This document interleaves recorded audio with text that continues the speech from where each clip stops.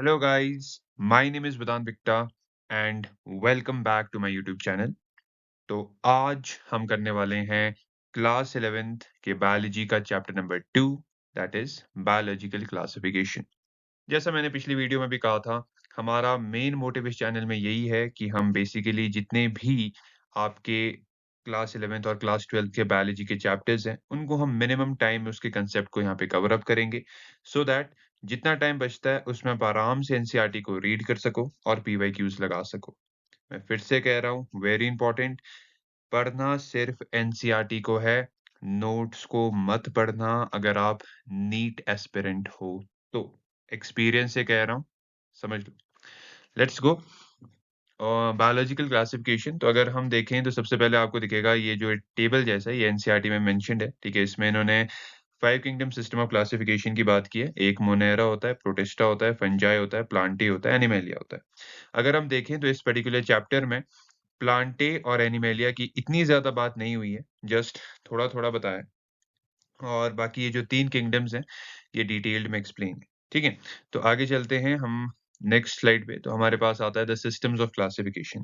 देखो एक चीज़ समझो, साइंटिफिक बेसिस ऑफ क्लासिफिकेशन अलग है और साइंटिफिक बेसिस ऑफ क्लासिफिकेशन से पहले जो तरीके होते थे क्लासिफिकेशन के, वो अलग है।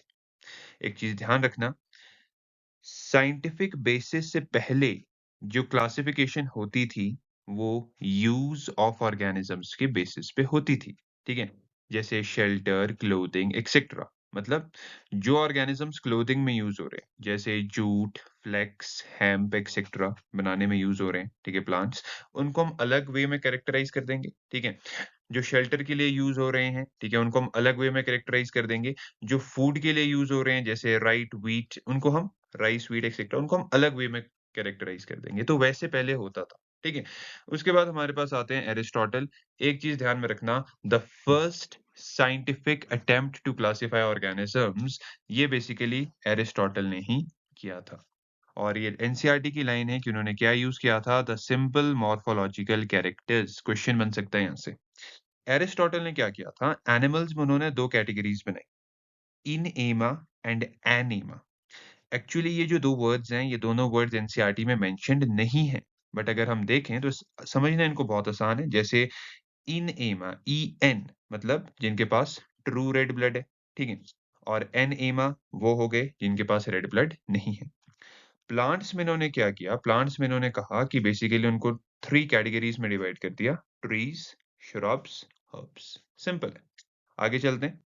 हमारे पास आता है उसके बाद the two kingdom system of classification. तो आपका जो two kingdom system of classification है, ये बेसिकली आपको पता होना चाहिए किसने दिया था? कैरोलस लिनियस, ठीक है। पिछली चैप्टर की जो स्लाइड्स अगर आप देखोगे, उसमें मैंने आपको बताया था कि कैरोलस लिनियस ने इसको स्पीशीज प्लांटेरम बुक में दिया था, तो वहाँ आप चेक कर सकते हो, ठीक है। उसके बाद अगर हम देखें तो इन्होंने कौन से 2 किंगडम्स की बात की? इन्होंने कहा जितने भी ऑर्गेनिज़म्स हमारे पास हैं, वो सिर्फ़ और सिर्फ़ 2 ही किंगडम्स में हो सकते हैं, या तो प्लांटी में होंगे या एनिमेलिया में होंगे, ठीक है?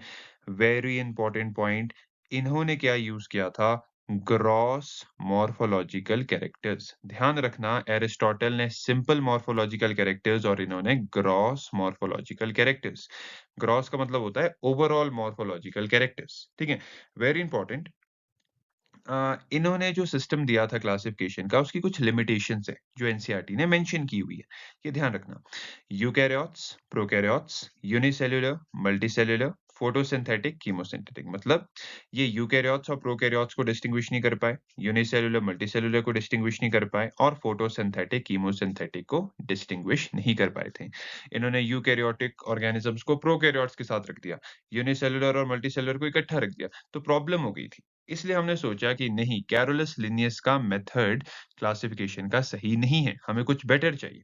ओके, नेक्स्ट आता है हमारे पास the 5 kingdom system of classification. Very important, ये किसने दिया था? आर.एच. व्हिटेकर ने दिया था। और कब दिया था? 1969। ये एनसीईआरटी में लाइन मेंशन्ड है, ठीक है। एक चीज हमेशा ध्यान रखना, आर.एच. व्हिटेकर ने कौन सा किंगडम इंट्रोड्यूस किया था? The kingdom fungi.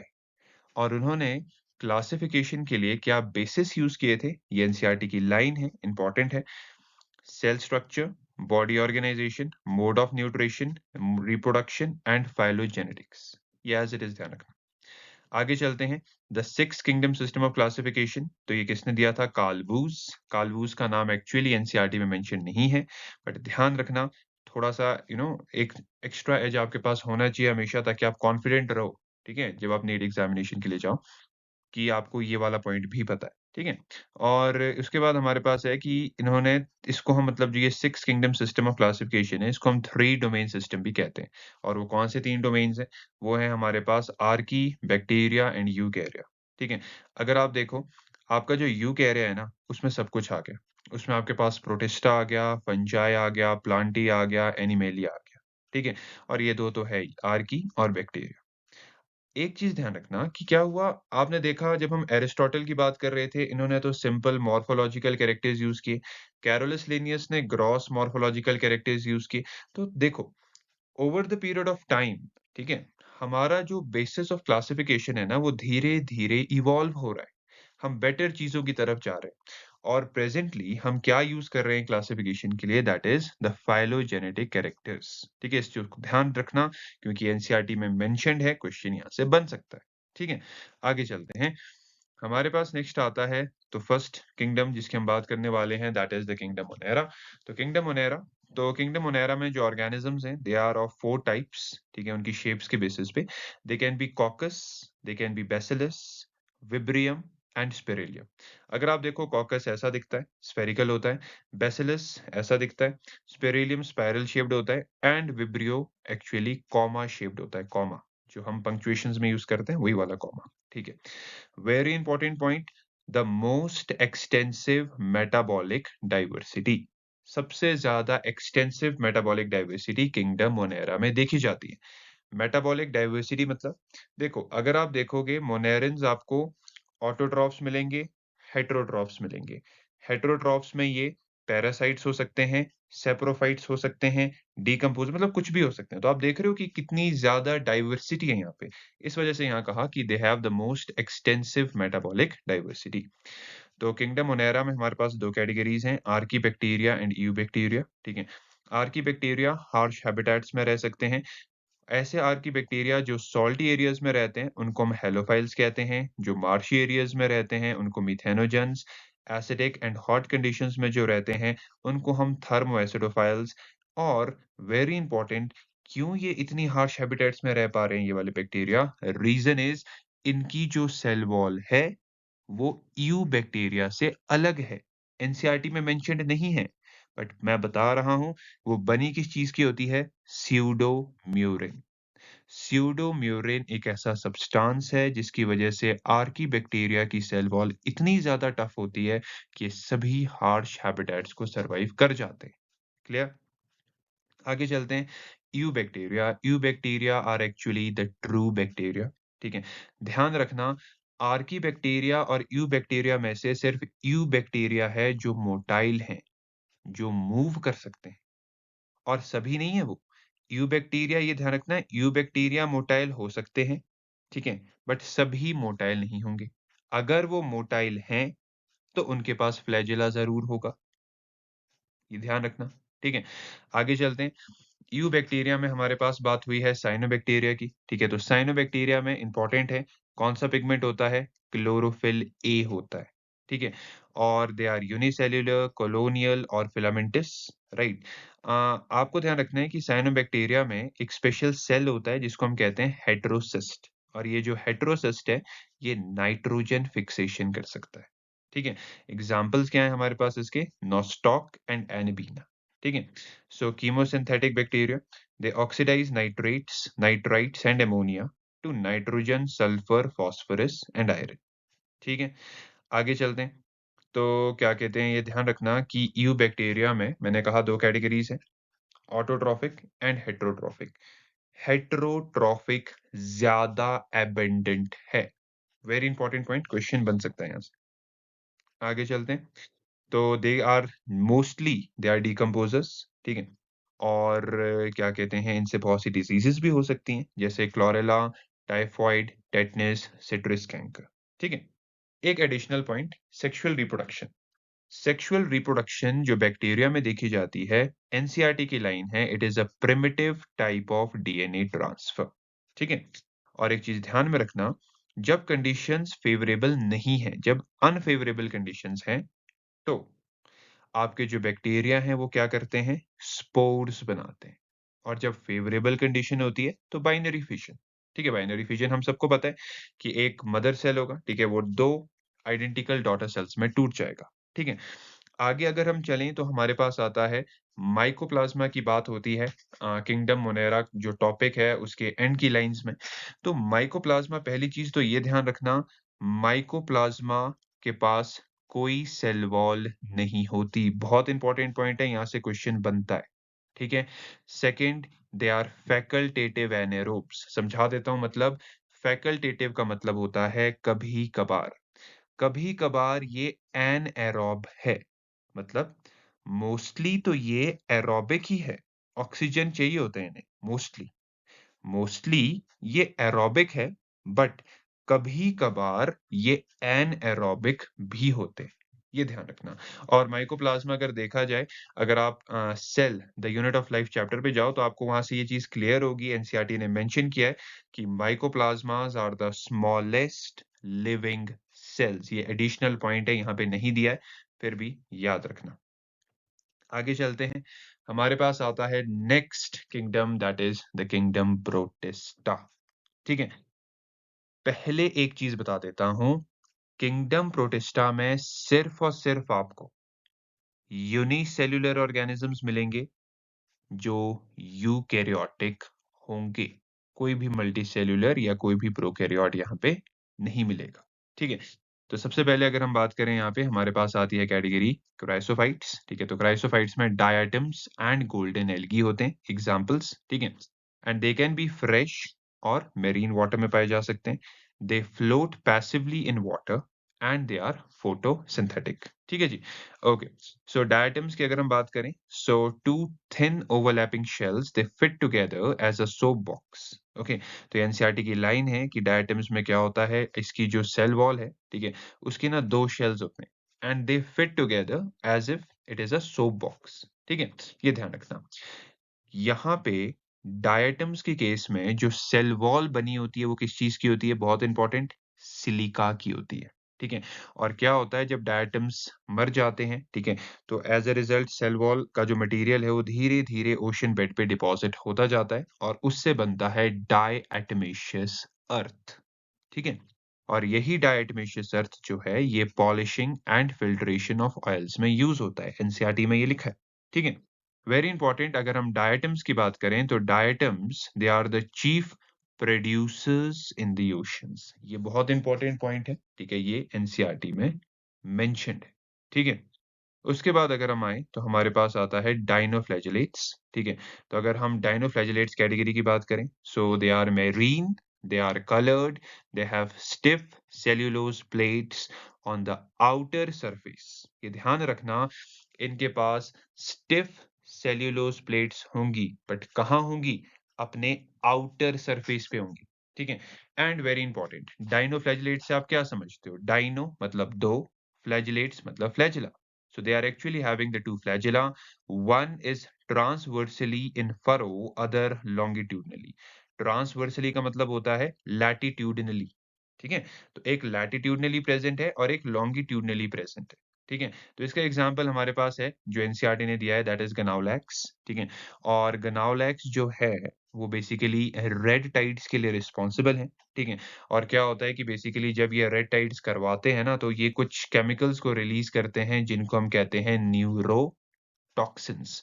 और ये न्यूरोटॉक्सिन्स बहुत सी क्या कहते हैं मेरीन फिशेस को मार देते हैं, राइट? सो ये उनके लिए काफी टॉक्सिक होते हैं। आगे चलते हैं, हमारे पास नेक्स्ट कैटेगरी आती है यूग्लेनॉइड्स। तो अगर हम यूग्लेनॉइड्स की बात कर रहे हैं तो यूग्लेनॉइड्स बेसिकली फ्रेश या स्टैग्नेंट वाटर में ही पाए जाते हैं। Very important point, no cell wall is present. Euglenoids में कोई सेल वॉल नहीं है। इंस्टेड सेल वॉल की जगह इनके पास एक प्रोटीन लेयर है, ठीक है, जो फ्लेक्सिबिलिटी बढ़ाती है। उसका नाम क्या है? Pellicle, right? यूग्लेनॉइड्स के केस में there are two flagella, one is short and one is long. ठीक है, and they are mixotrophic. Mixotrophic का मतलब हुआ ये अपना खाना खुद भी बना सकते हैं, मतलब फोटोसिंथेटिक। ये अपना खाना दूसरों से भी ले सकते हैं, मतलब ये हेटेरोट्रॉफिक भी हो सकते हैं। ऑटोट्रॉफिक भी है तो हेटेरोट्रॉफिक भी है, राइट? वेरी इंपॉर्टेंट पॉइंट, इनके पास जो पिगमेंट्स हैं they are very much similar to the higher plants. ये पॉइंट बहुत ज्यादा इंपॉर्टेंट, ठीक है? और इसका एग्जाम्पल एक ही है, यूग्लेना। आगे चलते हैं, हमारे पास आते हैं स्लाइम मोल्ड्स। तो स्लाइम मोल्ड्स बेसिकली सैप्रोफाइट्स हैं, मतलब dead and decaying organic matter पे ये फीड करते हैं, ठीक है?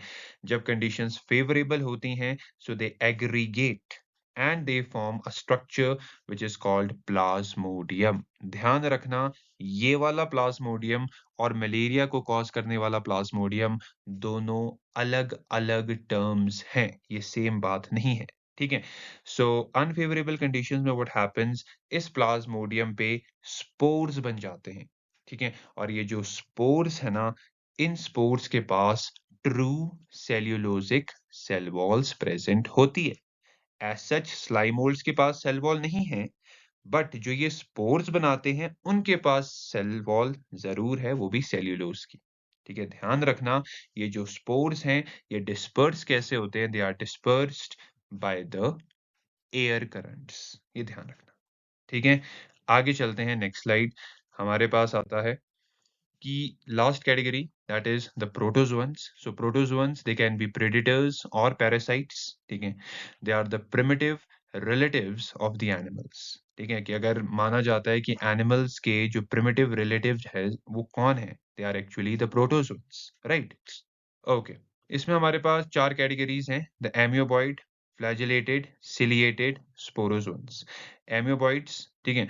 तो pseudopodia can have silica shells, radiolarians and parasitic Entamoeba. Okay, देखो, एमियोबॉइड्स में जैसे अमीबा वगैरह, ठीक है? तो ये जितने भी ऑर्गेनिज़म्स होंगे इनके पास स्यूडोपोडिया होता है, द फॉल्स फीट। इस फॉल्स फीट की हेल्प से ये बेसिकली आराम से मूव कर सकते हैं, अपने फूड को कैप्चर कर सकते हैं। कुछ मेंबर्स जो एमियोबॉइड कैटेगरी के हैं, उनके पास सिलिका शेल्स प्रेजेंट होते हैं। एनसीईआरटी ने मेंशन नहीं किया है बट मैं बता रहा हूं, उनको हम क्या कहते हैं? रेडियोलैरियंस, ठीक है?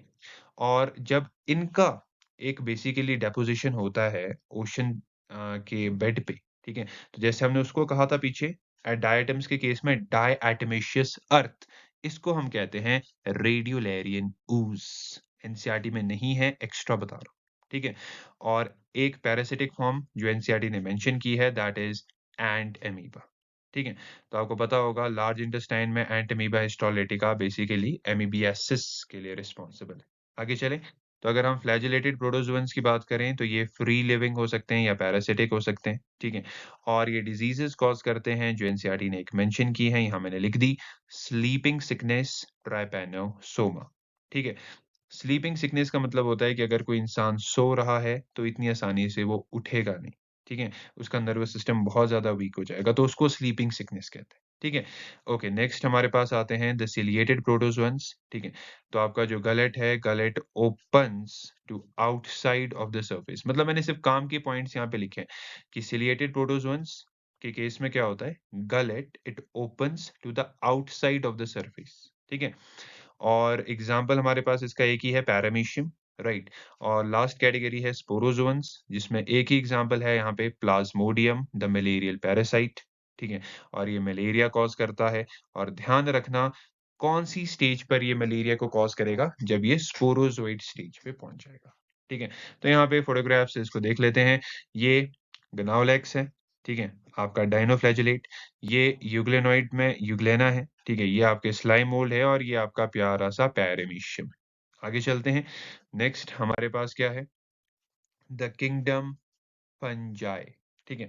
तो अगर हम किंगडम फंजाई की बात करें, तो किंगडम फंजाई में वेरी इंपॉर्टेंट, पहली लाइन बहुत इंपॉर्टेंट है, the great diversity in morphology and habitat. ये एनसीईआरटी की लाइन है, गांठ बांध दो इस चीज को, कि great diversity in morphology and habitat किस में देखी जाती है? किंगडम फंजाई, ठीक है? Okay, so they can B parasitic, ठीक है? एग्जांपल क्या है? एल्ब्यूगो। एल्ब्यूगो क्या करता है? The white rust of crucifers, right? और आपका एक प्यूसिनिया है, उससे क्या होता है? The black rust of wheat. Clear? उसके बाद आपके जो फंजाई हैं, एनसीईआरटी ने मेंशन किया है, इनका कॉस्मोपॉलिटन हैबिटेट होता है। कॉस्मोपॉलिटन हैबिटेट का मतलब हुआ कि ये कहीं पर भी पाए जा सकते हैं, किसी भी हैबिटेट में ये पाए जा सकते हैं, ठीक है? And mostly filamentous except yeast. आपके जितने भी फंजाई हैं, they are mostly filamentous. Actually ये हाइफे के बने होते हैं, ठीक है? एक्सेप्शन एक है हमारे पास ईस्ट, क्योंकि आपको पता है ईस्ट एक सेल्यूलर फॉर्म, राइट? और एक चीज़ ध्यान रखना, आपके जो हाइफ़े हैं, ठीक है, क्या होता है, जब बहुत सारे हाइफ़े एक साथ आते हैं, तो एक नेटवर्क वो बनाते हैं, जिसको हम कहते हैं माइसीलियम, ठीक है? और क्या कहते हैं, हमारे पास सिनोसेटिक हाइफ़े एक टर्म होती है, उसको समझो पहले। सिनोसेटिक हाइफ़े का मतलब होता है एक ऐसा हाइफ़े जिसमें बहुत ज़्यादा न्यूक्लियस प्रेज़ेंट है। मतलब यहाँ पे साइटोप्लाज़म्स के बीच एक्चुअली में कंपार्टमेंटलाइज़ेशन नहीं हुआ, ठीक है? तो एज़ अ रिज़ल्ट क्या हुआ, एक मल्टी न्यूक्लिएटेड कंडीशन जनरेट हो गई। उसको हम कहते हैं सिनोसेटिक हाइफ़े। अब ऐसी ही सेम चीज़ ना हम ह्यूमन्स में भी देखी जाती है, बट हमारे केस में उसे कहते हैं सिंसिशियम, राइट? अगर आपको याद होगा, तो बेसिकली जो आपका लोकोमोशन एंड मूवमेंट चैप्टर पे अगर आप जंप करो क्लास 11th में, ह्यूमन एनाटॉमी वाले पार्ट पे, ठीक है? तो वहाँ पर ये चीज़ मेंशन्ड है, क्या कहते हैं, मसल्स में जाकर, कि आपका जो मसल फाइबर है, इट इज़ अ सिंसिशियम, ठीक है? तो ह्यूमन्स के केस में तो सिंसिशियम होता है, बट अगर हम फंजाई यहाँ पर बात करें, तो उसी सेम चीज़ को हम सिनोसिटिक कंडीशन कहते हैं। ध्यान रखना। आगे चलें, तो बेसिकली फंजाई की जो सेल वॉल है, वो किस चीज़ की बनी होती है? एनसीईआरटी ने ये लिखा है, it is made up of chitin and polysaccharide. ठीक है जी। आगे चलें, कौन-सा पॉलीसेकेराइड होता है? NAG, N acetyl glucosamine. NCERT में नहीं दिया है, लर्न करने की ज़रूरत नहीं है। ठीक है? और फंजाई कैसे होते हैं? They are saprophytic, dead and decaying organic matter पे फीड करेंगे। ठीक है? ये सिम्बायोटिक एसोसिएशन भी दिखाते हैं, जैसे फंजाई और एल्गी की एसोसिएशन लाइकेन। ठीक है? और फंजाई और रूट्स ऑफ हायर प्लांट्स की association mycorrhiza, right? And after that यहाँ पर बात होती है दैट सेक्सुअल रिप्रोडक्शन फंजाई कैसे करते हैं? उसके कुछ स्टेप्स रहते हैं, ठीक है? मैंने तीनों लिस्ट डाउन कर दिए हैं। प्लाज़्मोगैमी, कैरियोगैमी एंड ज़ाइगोटिक मियोसिस। प्लाज़्मोगैमी का मतलब होता है, देखो आपको पता है प्रोटोप्लाज़्म क्या होता है, ठीक है? तो बेसिकली क्या होता है, प्लाज़्मोगैमी में आपके जो 2 सेल्स हैं ना, वो आपस में फ्यूज़ हो जाते हैं। उनके साइटोप्लाज़म्स एक्चुअली फ्यूज़ हो जाते हैं। That is called plasmogamy. Next आता है कैरियोगैमी। आपको पता है कैरियो टर्म किसको डिनोट करती है? न्यूक्लियस। तो कैरियोगैमी का मतलब हुआ कि आपके उन दोनों के जो न्यूक्लियस है, they are going to fuse together. Actually एक चीज़ ध्यान रखना, जो आपका किंगडम फंजाई है, ठीक है? यहाँ पर जितने भी ऑर्गेनिज़म्स हैं ना, वो सब हैप्लॉइड होते हैं, ठीक है? तो जब 2 हैप्लॉइड आपस में जुड़ेंगे तो डिप्लॉइड बनाएँगे, ठीक है? तीसरा स्टेप आता है ज़ाइगोटिक मियोसिस। हम सभी को पता है मियोसिस में क्या होता है, एक डिप्लॉइड ऑर्गेनिज़्म 4 हैप्लॉइड बनाएगा, तो वही यहाँ पर होगा, ज़ाइगोटिक मियोसिस। और उन 4 हैप्लॉइड ऑर्गेनिज़म्स को हम कहते हैं स्पोर्स। ये ध्यान रखना। अब देखो, जब हम स्पोर्ट्स की बात करने ही लगे हैं, तो वो स्पोर्ट्स ना 2 टाइप्स के हो सकते हैं। एक होते हैं एसेक्सुअल स्पोर्ट्स, एक होते हैं सेक्सुअल स्पोर्ट्स। ध्यान रखना टर्म्स। एसेक्सुअल स्पोर्ट्स में किन-किन को हम लेते हैं? कोइनिडिया, स्पोरेंजियोस्पोर्स एंड ज़ूस्पोर्स। और सेक्सुअल स्पोर्ट्स कौन-कौन हैं? ज़ाइगोस्पोर्स, ooस्पोर्स, एस्कोस्पोर्स एंड बेसिडियोस्पोर्स। एक-एक करके हम अलग-अलग क्लासेस की बात करेंगे, उसमें आपको ये स्पोर्ट्स देखने को मिलेंगे। लेट्स गो, आगे चलते हैं। So the basis for classification, ठीक है? तो अगर हम देखें, हमारे पास एक लाइन एनसीईआरटी ने मेंशन की है, the morphology of mycelium, mode of spore formation and fruiting bodies. NCERT ने लिखा है, वेरी इंपॉर्टेंट, ये 3 चीजें हैं, दीज आर द 3 थिंग्स जिसको हमने एज अ बेसिस यूज किया इनकी क्लासिफिकेशन के लिए। यहाँ से क्वेश्चन बन सकता है। आगे चलते हैं। फाइकोमाइसीटीज पहली कैटेगरी। तो देखो, अगर हम इसके हाइफे की बात करें, इट इज एसेप्टेट एंड सिनोसिटिक।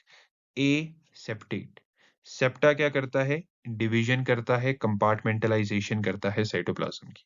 तो इट इज एसेप्टेट, मतलब इसके पास सेप्टा नहीं है, मतलब कंपार्टमेंटलाइजेशन यहाँ पे नहीं हुई है, ठीक है?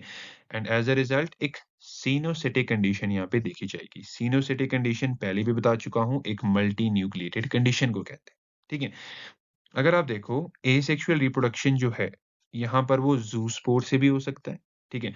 ज़ूस्पोर्स आपको पता होगा मोटाइल होते हैं या स्पोरेंजियोस्पोर्स से भी हो सकता है, स्पोरेंजियोस्पोर्स नॉन मोटाइल होते हैं। आगे चलें, तो यहाँ पे जो सेक्सुअल स्पोर्स है वो कौन है? oospores एंड ज़ाइगोस्पोर्स, ठीक है? All the spores are endogenously produced in the sporangium. ये ध्यान रखना, चाहे हम एसेक्सुअल स्पोर्स, चाहे हम सेक्सुअल स्पोर्स की बात कर रहे हैं, सारे के सारे spores are endogenously produced in the sporangium। वो स्पोरेंजियम के अंदर ही बनते हैं। ये बहुत इंपॉर्टेंट पॉइंट है। एग्जाम्पल्स क्या-क्या हैं? म्यूकोर, राइजोपस जिसको हम ब्रेड मोल्ड भी कहते हैं, एल ब्यूगो, ठीक है? एक्सेट्रा एक्सेट्रा बहुत हो सकते हैं बट एनसीईआरटी ने इतने ही मेंशन किए, तो एट लीस्ट हमें ये तो पता होने चाहिए। नेक्स्ट आगे चलते हैं। हमारे पास आता है बेसिकली एस्कोमाइसिटीज, ओके, एंड साथ में हम बात कर लेंगे बेसिडियोमाइसिटीज की। एक कंपैरिजन आपको मैंने यहाँ पे दे रहा हूँ।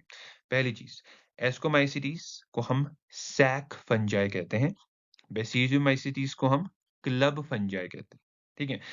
एनसीईआरटी ने ये चीज लिख कर दी है कि एस्कोमाइसिटीज कॉर्पोफिलस होते हैं। अब बता देता हूँ कॉर्पोफिलस का मतलब क्या होता है एक्चुअली।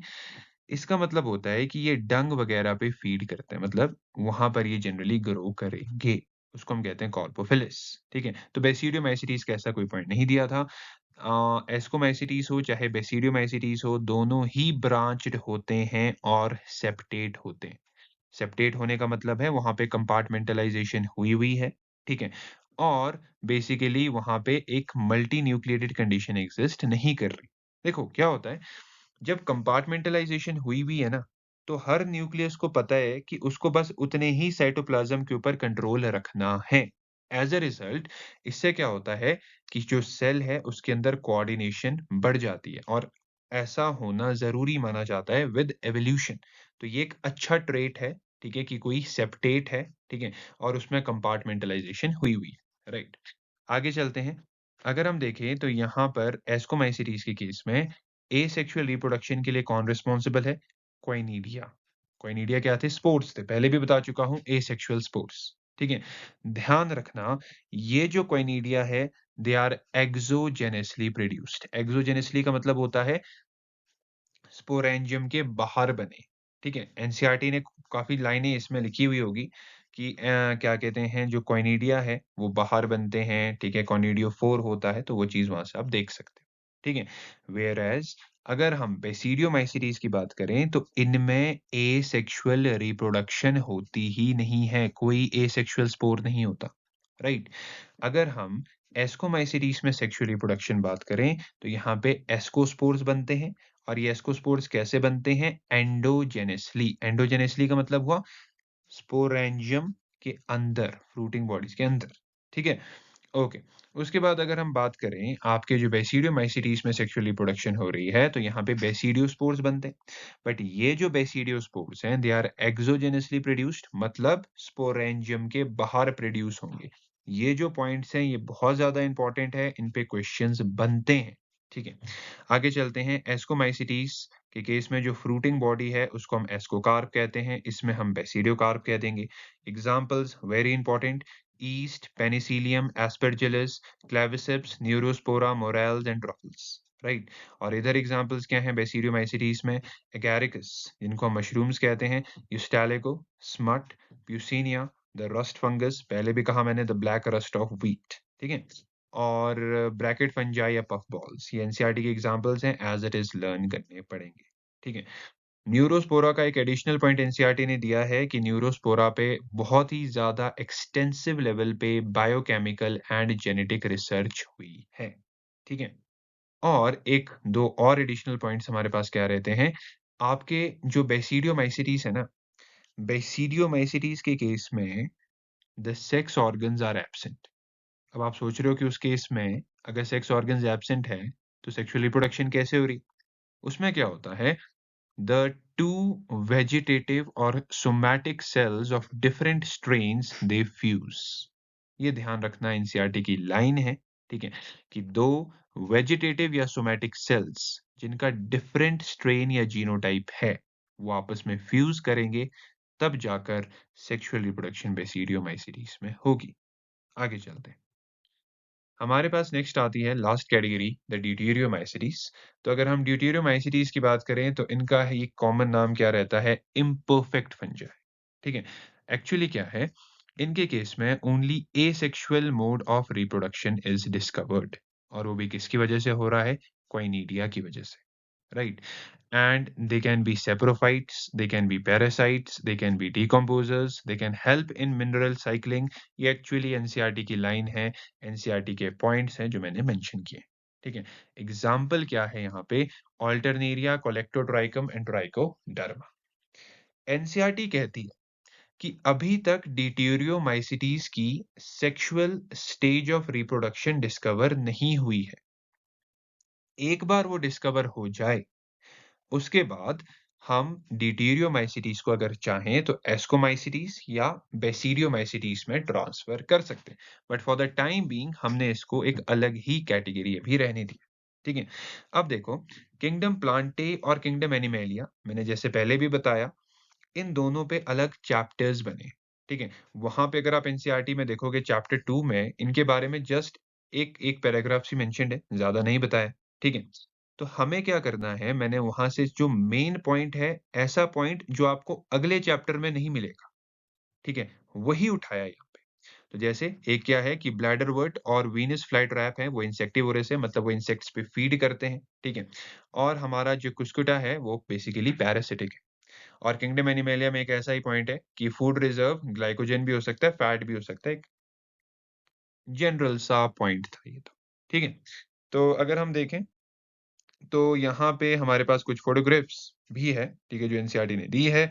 तो ये आपका म्यूकॉर है, ये आपका एस्परजिलस है। आपको हर फोटोग्राफ की आइडेंटिफिकेशन क्लियर होनी चाहिए। कभी-कभार क्या होता है, आपको फोटोग्राफ दे देंगे, बोलेंगे कि आप बताओ इसका नाम क्या है या ये कौन-सी कैटेगरी में बिलॉन्ग करता है, तो वहाँ फँस जाओगे।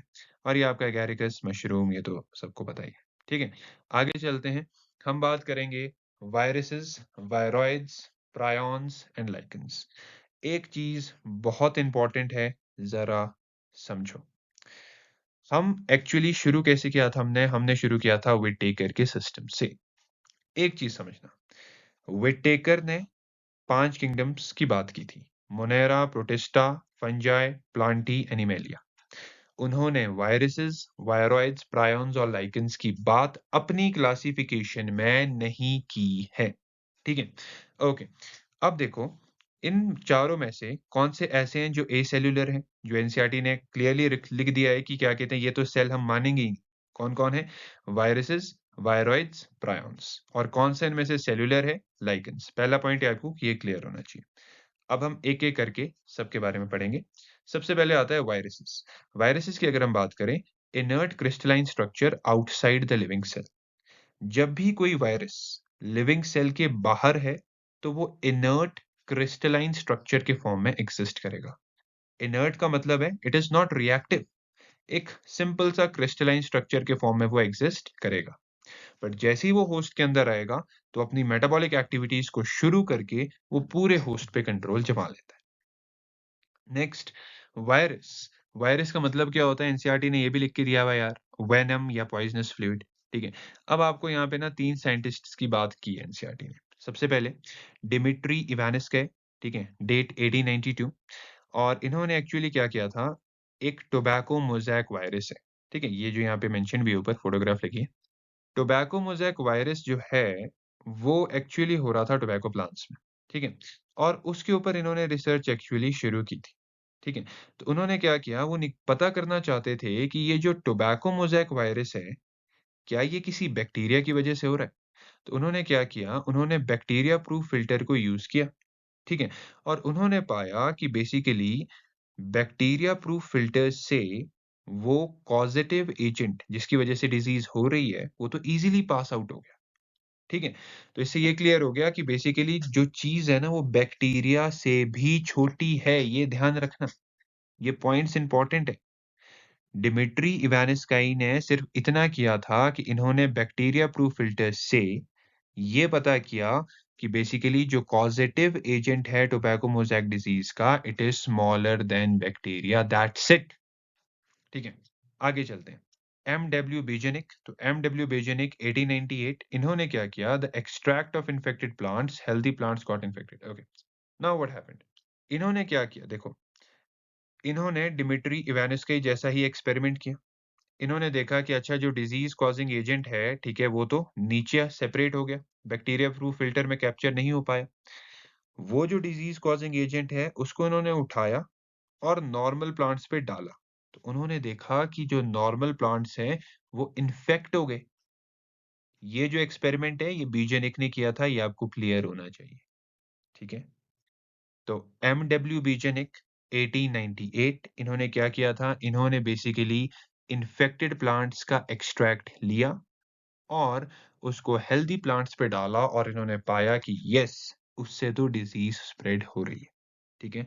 और कुछ इम्पोर्टेंट चीज़ें जिन्होंने की थी, इन्होंने सबसे पहले वायरस टर्म दिया था, एनसीईआरटी में ये चीज़ मेंशन्ड है, इम्पोर्टेंट।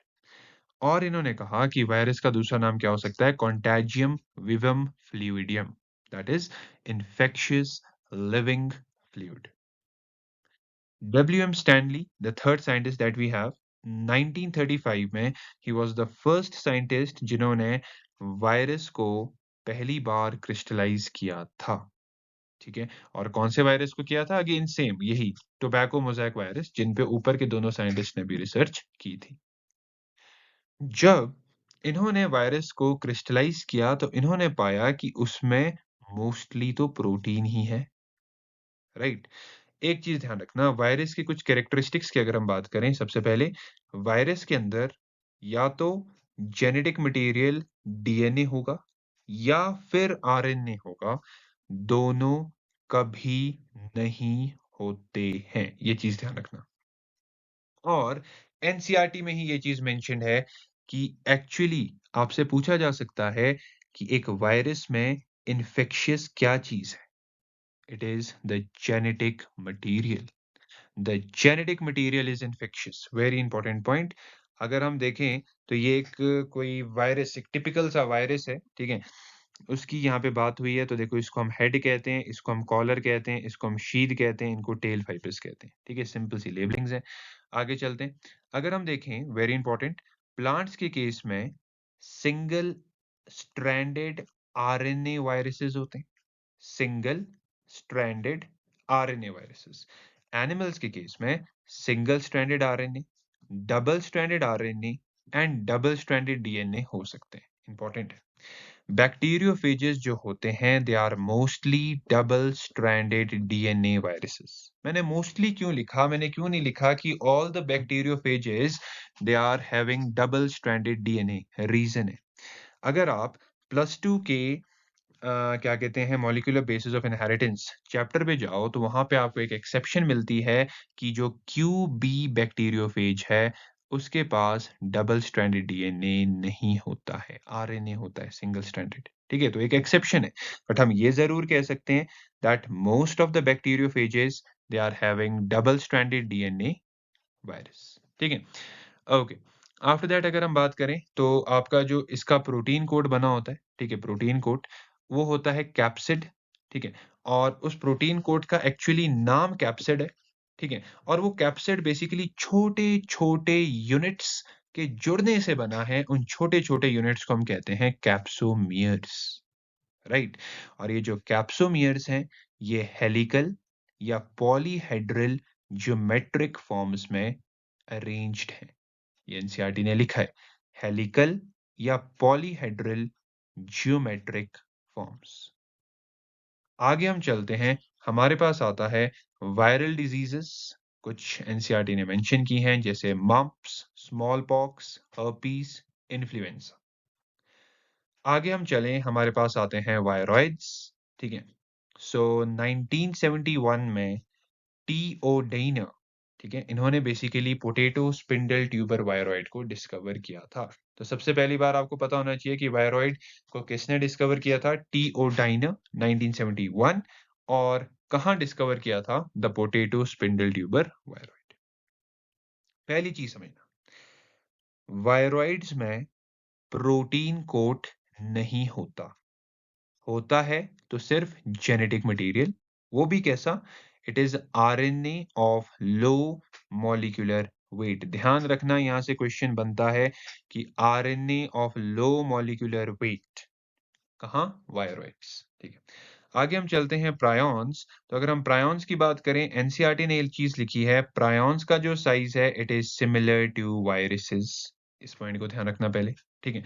एंड प्रायॉन्स एक्चुअली होते क्या हैं? They are abnormally folded proteins. मतलब यहाँ जेनेटिक मटेरियल नहीं है, सिर्फ एब्नॉर्मली फोल्डेड प्रोटीन्स, ठीक है?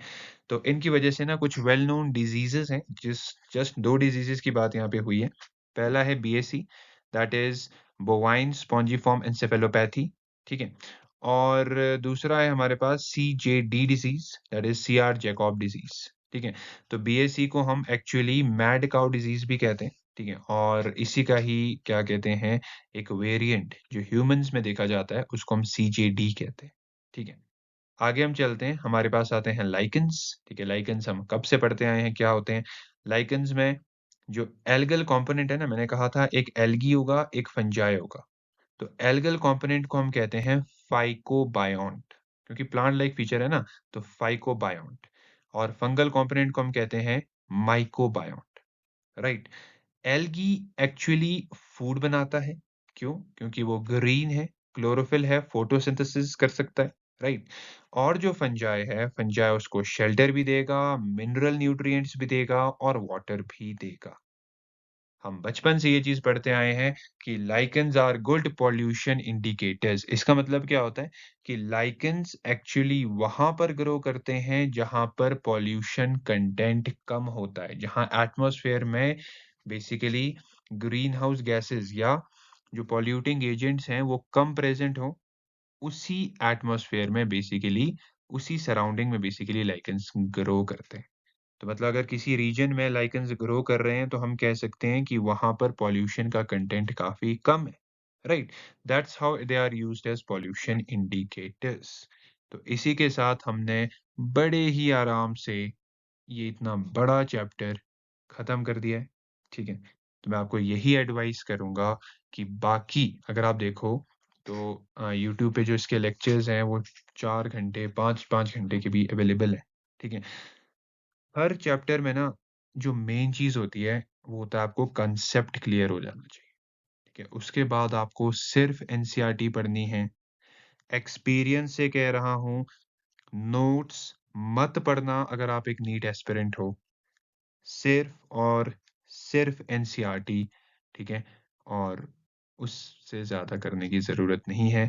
बचे हुए टाइम में पीवाईक्यूज़ लगाओ, 1 बार, 2 बार, 3 बार एनसीईआरटी पढ़ो, आपका पूरा चैप्टर डन है, ठीक है?